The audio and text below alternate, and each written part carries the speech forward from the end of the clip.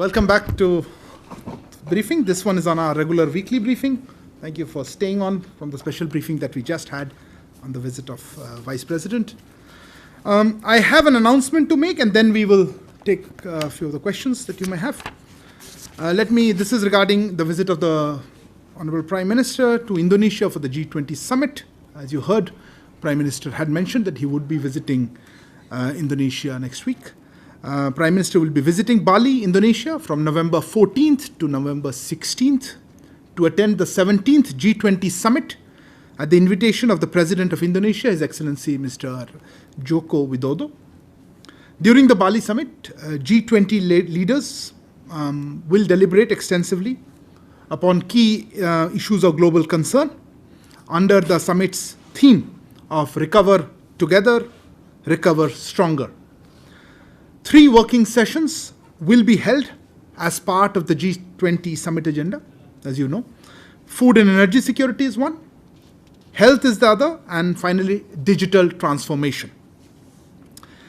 At the closing session of the summit, President Widodo will symbolically hand over the G20 presidency to Prime Minister Shri Narendra Modi.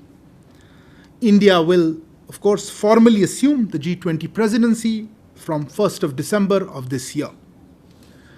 On the sidelines of the summit, Prime Minister will hold bilateral meetings with some of his counterparts. Prime Minister will also address and interact with the Indian community in Bali. So that was our announcement of the Prime Minister's visit.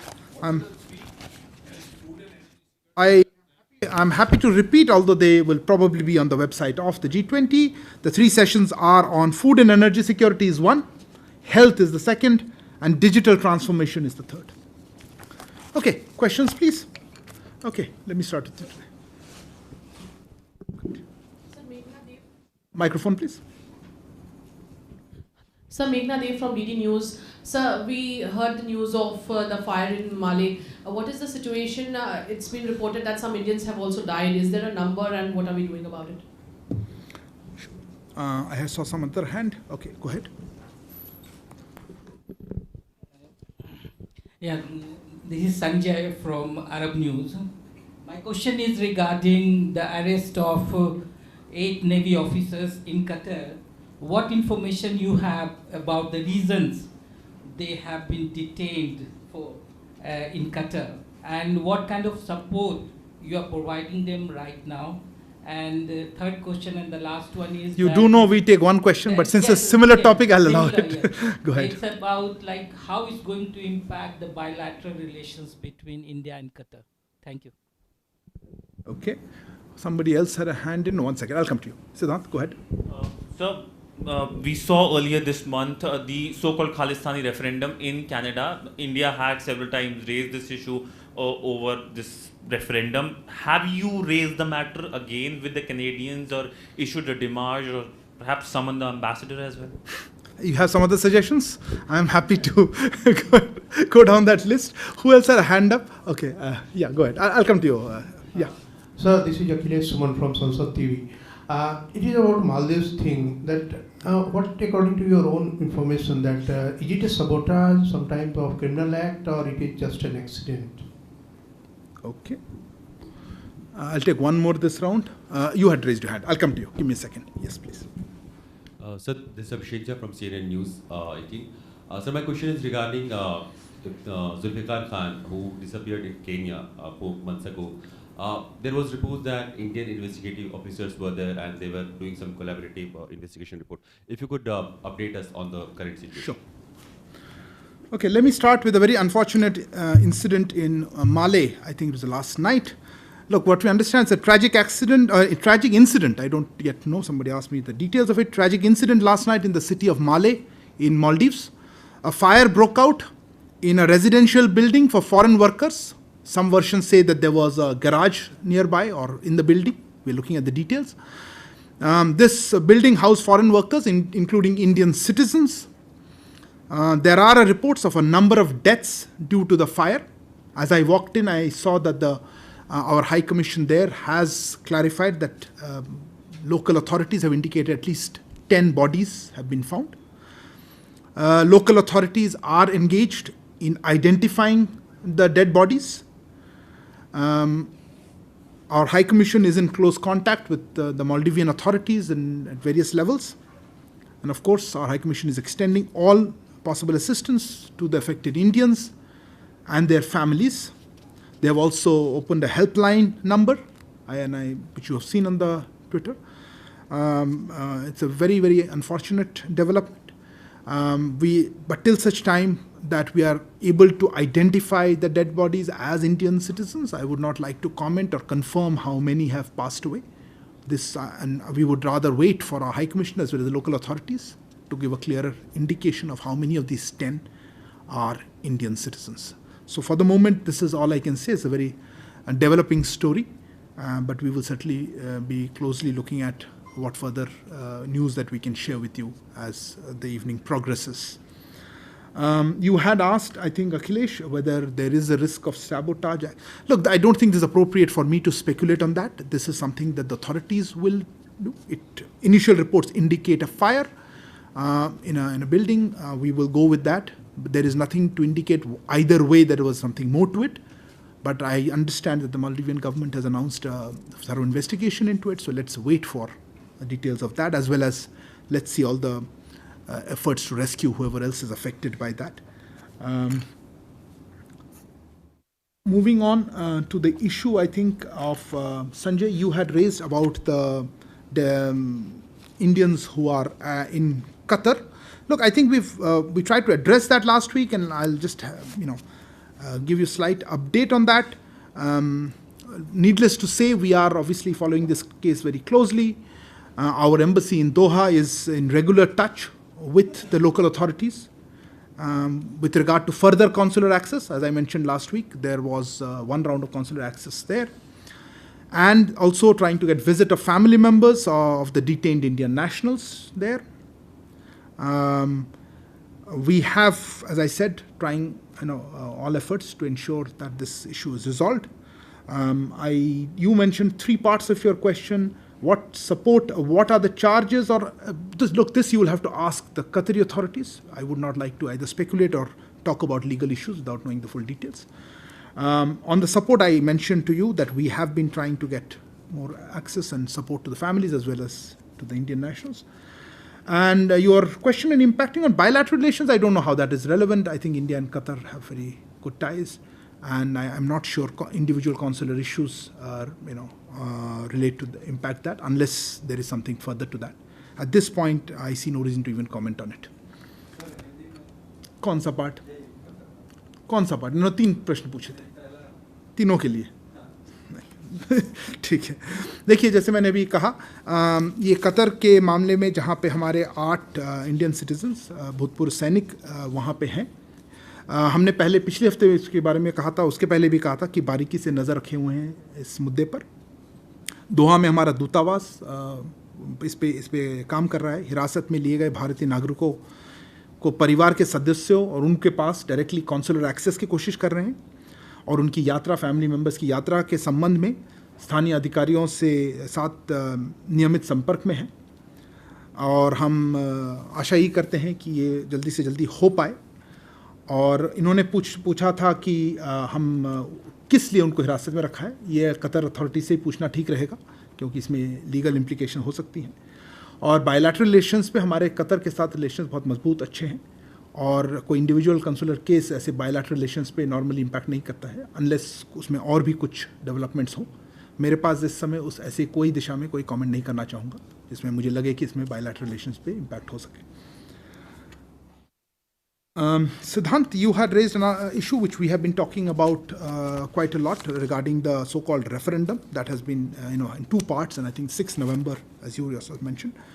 I've stated our position pretty clearly, but so I don't want to repeat at length what we have said. But as you are aware, on a number of occasions, we have made our objections clear on the so-called referendum and the politically motivated exercises by extremist elements there. This has also been conveyed clearly to the Canadian government, both in New Delhi as well as in Canada. And we will continue to raise our concerns with the Canadian government. Abhishek, you had raised the issue of another consular, yeah, there you are. In Kenya this time, a consular, developments there. Look, as you are aware, again, we have discussed it earlier, there are two Indian nationals, Mr. Mohammad Zaid Sami Kidwai and Mr. Mohammad Zulfikar Ahmed Khan, who have been missing in Kenya since July, 23rd of July. This case remains under active investigation by the Kenyan authorities, as far as I understand. An Indian investigation team visited Nairobi from November 1st to 3rd. They met the Department of Public Prosecution and the Department of Criminal Investigation of the Kenyan government. The Indian team offered to the Kenyan side all help in this case, including assistance in DNA analysis or forensic analysis that the Kenyan side may require to help them carry out their investigations. And we are following developments related to the case very closely, and we are also in touch with the affected Indian families. Our High Commission has been in touch with them. So that's the update I would like to share with you. Next round of questions. You had raised your hand first, then I'll come to you. Sir, times now, Srinjoy. As you know, there were 70 or 80 people, Indians, who have been on a ship and they are stuck in the Equatorial Guinea, Nigeria area since August.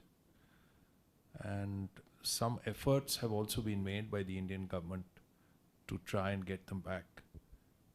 They have been accused of stealing petroleum. What is the state of the situation now? Who else had, before you, please. Yes, Shashank, go ahead. No, not her. You had one round, no? Let me just ask Shashank. Yeah. Shashank Matument. So regarding the Vice President's visit to ASEAN and East Asia. That was late. You just finished the presser. But anyway, I'm happy to answer something more. The Australians are sending Prime Minister Albanese, the Americans are sending President Biden, and it seems that Prime Minister Modi is the only major coordinator who will not be in ASEAN and at the East Asia Summit. Will this be seen as a missed opportunity precisely because lots of bilateral meetings, very important bilateral meetings are taking place there? You were not present in the previous presser? Okay. Yeah, I'll come to you. Yes, sir, please. Yeah, I'm Prashant from Asianet News. Actually, there is a recent news that these sailors who are detained in Equatorial Guinea, they may be moved to Nigeria. So what are the efforts of the High Commission on this matter? Related to the same question, right? Yeah, who else was there? I'll come to you, ma'am, before we... Unless it's a related question, separate. Yeah. Sir Madhurendra news nation से चीन का जो spy ship है yuan वांग 6 उसका movement Indian ocean में लगातार जारी है, जिसके चलते भारत को अपने बैलिस्टिक मिसाइल टेस्ट के डेट भी चेंज करने पड़े हैं। किस तरह से इंडिया दरअसल इस पूरे मूवमेंट को देख रहा है? इससे पहले भी जब उसका स्पाई शिप आया था युआन वांग 5, तब भी हमने प्रोटेस्ट जाहिर किया था, लेकिन उसका कोई असर चीन पर नहीं पड़ रहा है और हमारे सामरिक हितों को लगातार चीन की तरफ से चैलेंज मिल रहा है। मैं कुछ कहूँगा बाद में। किसका हाथ था? No, I'll come to you, ma'am. Yeah, go ahead. Good afternoon. Elena, TASS News Agency. What is your assessment of the results of the visit of Minister of Foreign Affairs, Dr. Jaishankar, to Moscow? And what is interesting much is was during the visit discussed, were discussed or not the preparations for annual India-Russia summit, because it's usually held in December and we see it's already the middle of November. So do you have information when it will be held and where and in what format? By video conference or in personal? Okay, thank you. It will be personal meetings. Thank you. I'll take this round and come. I see a few more hands. I'll take another round then. Okay. Srinjoy, I don't know if there are 70 to 80 you mentioned. I certainly don't have that kind of numbers in terms of how many people are there. Yes, we are aware of a case. There is a consular issue there in Equatorial Guinea. Our understanding is there are 16 Indian sailors, but I could be. Look, these are consular issues. I am always hesitant to go into specifics, but at least 16 Indian sailors is what I understand from that ship, which has other people of other nationalities also. The ship is, I think, a motor vehicle or motor ton H Heroic Idun, I think is the name of that vessel. Let me mention that our missions in Malabo, which is the capital of Equatorial Guinea, and in Abuja of Nigeria, are both these missions are closely engaged with their respective local authorities in this case. We are also in touch with the detained sailors. We have actually had several rounds of consular access to these sailors. We are making all efforts for the early resolution of this issue. In fact, just before I came in, I had a chance to speak to our head of the Chargé d'Affaires in Malabo. He told me that the sailors are still in Equatorial Guinea. Yes, there were some reports. I think one of you asked about, Prashant, I think you asked about whether they were moved to Nigeria. Yes, we also saw some reports that they might be, Nigeria has asked them to be sent to Nigeria. But look, I would not like to go into details of legal aspects. As of right now, they appear to be in Equatorial Guinea. And we are, as I said, in touch with authorities in both Equatorial Guinea and Nigeria to find a resolution to this issue. I would not like to comment on the charges or what is the legal process. We will extend all consular assistance we can to these individuals. Madhurendra जी, आपने मतलब आपका प्रश्न किस तरह से उत्तर दूं मैं sure नहीं हूं, क्योंकि आपने बड़े सारे स्टेटमेंट्स दिए जिसमें मैं हो सकता है किसी से भी सहमत ना हूं. आपने कहा हमने डेट चेंज कर लिया हमारे बैलिस्टिक मिसाइल का क्योंकि चीनी शिप आ गई, मुझे तो ये नहीं मालूम था. दूसरा, हमें मालूम है चीनी शिप कहाँ है, मुझे नहीं, हो सकता है हमारे एजेंसीज को मालूम हो. फिर आपने और भी कुछ कहा. तो एनीवे, मैं सिर्फ ये कहना चाहता हूँ इस ऐसे मुद्दों पर, ऐसे पहले भी हमने प्रश्न पूछा था जब ऐसी एक शिप आ गई थी श्रीलंका के पास में. पर मैं सिर्फ ये कहूँगा कि हमारे नज़र से जो भी हमारे लिए स्टेप्स लेने होते हैं हमारे सिक्योरिटी के लिए, उसके लिए हम हमेशा लेते रहते हैं. हमारे अथॉरिटीज़ इसके बारे में हमेशा सतर्क रहते हैं और वो ऐसे स्टेप्स लेते हैं. इसके आगे कुछ कहना सिक्योरिटी इश्यूज़ पे ठीक नहीं होगा, तो इसीलिए मैं इतना ही कहना चाहूँगा. Okay. Look, as I said in the beginning, Madhurendra's questions had lots of statements which I am not in agreement with. His basic point was about a ship, a Chinese vessel. All I can say is that, look, on such issues, government always takes necessary measures to safeguard our security and other interests. And I think on such security issues, we would not like to make any additional comment beyond that. Ileana, you had mentioned about the assessment of the visit of our External Affairs Minister. He had, he had just returned from Moscow on his visit. We had discussed it a bit. I am always happy when External Affairs Minister then has a joint press conference, like he did, press interaction with the Russian Foreign Minister. And I would have to refer you to that. I think EM in his opening remarks gave a very comprehensive overview of his interactions in Moscow. Obviously, as he himself said, it's an important relationship. It was a positive visit. And they had an opportunity to discuss with Mr. Manturov, His Excellency Deputy Prime Minister, a whole entire range of different issues on the economic side that the two countries deal with the multi-sectoral teams on both sides, and as well as subsequently with the foreign minister. I had discussed various issues that of interest, and I liked his perspective of saying that we discuss them from our own vantage points, perspectives. I'm not sure I have anything particular to add to that. I certainly would not be in a position to share what they discussed beyond that, whether it is on the India-Russia summit. I'm not sure there's a specific date. You've mentioned correctly that it does take place sometimes in December, but there have been occasions where it takes place on other times. I don't have any update to share on that, on the annual summit dates or locations or format at this point. Huh? As I said, I don't have an update to share at this point. Shashank, you had mentioned a question, you had asked a question which is already asked. I'm itching to say that I have nothing beyond what the Secretary said, which is a safer one. But I'll just add, look, participation in various events, high-level events, is also based on the calendars and the availability of our leaders. And as Secretary mentioned, it was decided this time that Vice President would represent India at this important meeting. I don't think that in any way is a downgrading or anything negative should be associated with that. I certainly would not say that is a missed opportunity for Prime Minister being there or not. I think it's important that India is there at this special commemorative summit, and both for these India-ASEAN as well as for the East Asia Summit. And you heard Secretary explain at length the importance we attach to this visit as well as to these events, and also the bilateral interaction, the engagements that we are looking at with Cambodia and some of the other countries there. Okay, so that last round of questions, if I can add in. You really want a second one, but I have to give him for a second. Vinash Agarwal from Masai Shimbu. Sir, could you please tell me if during the visit of the Prime Minister to Bali to attend the G20 summit, some bilateral meetings have also been scheduled, or are they being scheduled? If you could give us some details. Okay, Kalo. Kalol from the Hindu. So there are reports that President Putin will not be traveling to Bali. So in that context, do you think that's a setback to the G20? That he's not traveling, and also is it a setback to the dialogue process for the Ukraine crisis? Okay, and there are more other questions. Okay, please go ahead. You are on hold. Sorry, ma'am. Yeah, go ahead.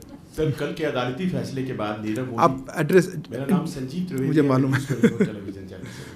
Sir, कल के अदालती फैसले के बाद नीरव मोदी के प्रत्यर्पण से जुड़ी और कौन-कौन सी कार्रवाई है, उसका डिटेल जरा बताएं।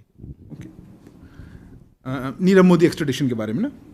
Okay, if there is nobody else, you are the one. Yes ma'am, और you have, sorry to late, I missed you. Geeta sir, Kavita हूँ हरिभूमि से.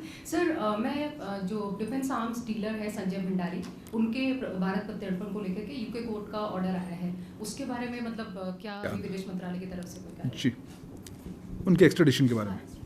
Okay, Geeta, you can take a seat if you want. My question is on the Zulfikar Khan case. You've just elaborated, but just wanted to know whether if there has been a response to the family members who've sought meetings with External Affairs Minister on the matter, and also there has been no proof of life, but and there has been no official communication of whether if he is alive or dead, whatever. So, does MEA have an update on that front as well? Okay, I see no further questions, so let me take this round of it. Let me start. Sanjeev और कविता जी, आपने कहा था इसके बारे में, जो दोनों extradition cases के बारे में आपने प्रश्न पूछा था. देखिए, इसके बारे में जैसा कि आप दोनों को अलग अलग लेता हूँ. एक हमारे हमने पहले भी कह रखा है कि ऐसे एक्सट्रेडिशन केसेस में जहाँ से इकोनॉमिक फ्यूजिटिव्स हम कहते हैं, इनके बारे में हम हमेशा से कोशिश कर रहे हैं कि ये इंडिया वापस आए और यहाँ पे हमारे कानूनी सिस्टम को ये फेस करें. हमने देखा है कि ब्रिटेन के उच्च न्यायालय ने कल नीरव मोदी जी के एक्सट्रेडिशन के खिलाफ अपील को खारिज कर दी थी. हम इस कदम का स्वागत करते हैं और उसे और अन्य आर्थिक भगोड़ों को भारत में न्याय का सामने करने के लिए अपने प्रयासों को जारी रखेंगे. आपको जैसे मालूम है, इसमें काफ़ी स्टेप्स होते हैं और ये एक स्टेप है और जिसको हम स्वागत करते हैं. इसी तरह हमने भंडारी का भी केस के बारे में देखा है कि वहाँ एक दूसरे न्यायालय ने हम उनके एक्सट्रेडिशन के बारे में पॉजिटिव एक रूलिंग दी है और इसके बाद कुछ और स्टेप्स हैं. मैं सिर्फ ये कहना चाहूँगा वहाँ पे भी कि हम लोग लगातार इस इशू पर नज़र बनाए हुए हैं. कोशिश हमारी जारी रहती है कि ये लोग जो नहीं हैं इंडिया में, हम इनको किस तरह से जल्दी इंडिया ला पाएँ और ताकि यहाँ पे हमारे न्याय का सामना कर पाएँ ये लोग. इसके आगे अभी मेरे पास कोई और अपडेट दे नहीं सकता हूँ क्योंकि ये लीगल प्रोसेस है. I always try to do that, but as you know, this is not always 100% a translation of that, so I'll explain to you our perspective on this. Wanted to emphasize that India has been vigorously pursuing the extradition of economic fugitives so that they face justice in India. In this regard, yesterday there was a UK High Court decision dismissing an appeal against the extradition of Nirav Modi. We welcome this step, and we will continue with our efforts to get him back, as well as other economic fugitives, to face justice in India. Similarly, Mr. Sanjay Bhandari was also another similar case where we have seen another court giving a decision against his or in favor of extraditing him to India. This is usually a lengthy process, but we will continue to make all efforts in this regard so that, as I said, economic fugitives can come back to India to face our justice system. On the Avinash, you had asked about bilateral meetings. Yes, there will be bilateral meetings, and I will put a full stop there. We will certainly share with you as and when they happen, or closer to the date perhaps. At this point, I do not wish to share further details. Kalor, your question is, where are you? Yes, extremely speculative, and I would like to not speculate on it. Yes, I think I read an announcement that the Russian president would not be able to participate in the G20, but look, you'll have to ask the Russian government on the confirmation of this. I don't think that's something we can say. If he is not coming, you are presuming that's a setback. I'm not confirming that or sharing that opinion. I think for various reasons, sometimes people are unable to attend such summits. I recall perhaps even last year he wasn't able to make it to Rome due to some other reasons. So I would not like to comment on that. I don't think it's a setback to the G20. We have now in the process of taking over the presidency, but I think I'll answer on behalf of the presidency of the G20 only after 1st December. Till then, you can ask the Indonesians on the G20's overall impact or not. And on the issue of the larger issue of dialogue, I don't know whether one visit or the other makes that much of a difference. I'm certainly not in a position to speculate on that. Geeta, you mentioned, you referred to the issue. I've just answered about what we have been trying to do to assist this. Look, again, in the area of speculation whether they are alive or not, we would hope they are. And certainly we are making all efforts to track these missing persons. And we certainly hope, as I said, that they are alive. Whether they have got a meeting with External Affairs Minister or whether they've even sought a meeting with External Affairs Minister, I'm sorry, I am not in a position to confirm. As you know, External Affairs Minister has been traveling, and he will be going tomorrow with the Vice President. I don't know if that came out in the presser. External Affairs Minister will be a part of the Vice President's delegation going to Cambodia tomorrow. So maybe that is part of it, but you'll have to ask the External Affairs Minister's office for any details on this issue. I certainly don't have one. But I can tell you that our High Commission in Kenya, certainly, and including the High Commissioner, is in touch with the family members there. We are hoping that there is progress, and that is exactly the reason why our team went to Kenya to see if we could assist, and that offer is there, and we will continue to be engaged with the Kenyan authorities to see, as I say, early solution and hopefully finding these missing persons soon. Okay, thank you very much for joining. Sorry, you have more? You have another one? Okay. Yeah, okay. Tell me quickly. Yeah, I think we're running out of time. Sir, there is media reports on the visit of Saudi Crown Prince, so if you could just tell us something about that. I haven't made an announcement yet on that, so I'm afraid I don't have anything to share on that. If not, I would have had to share. But yes, it would. We are working towards that. But let's see. At an appropriate time, we will certainly share with you. Thank you.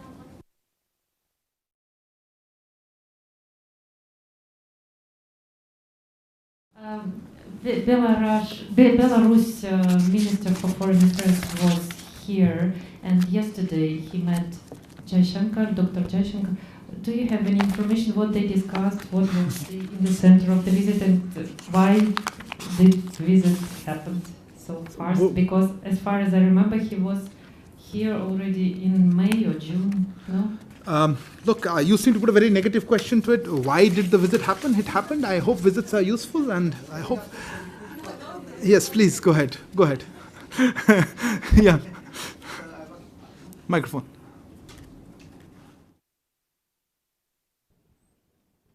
I'm Akhilesh Suman from Sansad TV. Again, Belarus foreign minister was here and he met EM Jaishankar.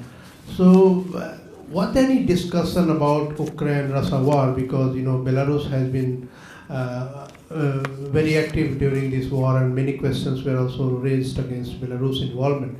So, what was India's stand when he talked to Foreign Minister of Belarus? I will separate that questions into two very clear parts. Let me just quickly mention, as you know, the External Affairs Minister did put out something in social media about his meeting. The Foreign Minister of Belarus, His Excellency Mr. Vladimir Makey, is actually here. He's leaving later tonight.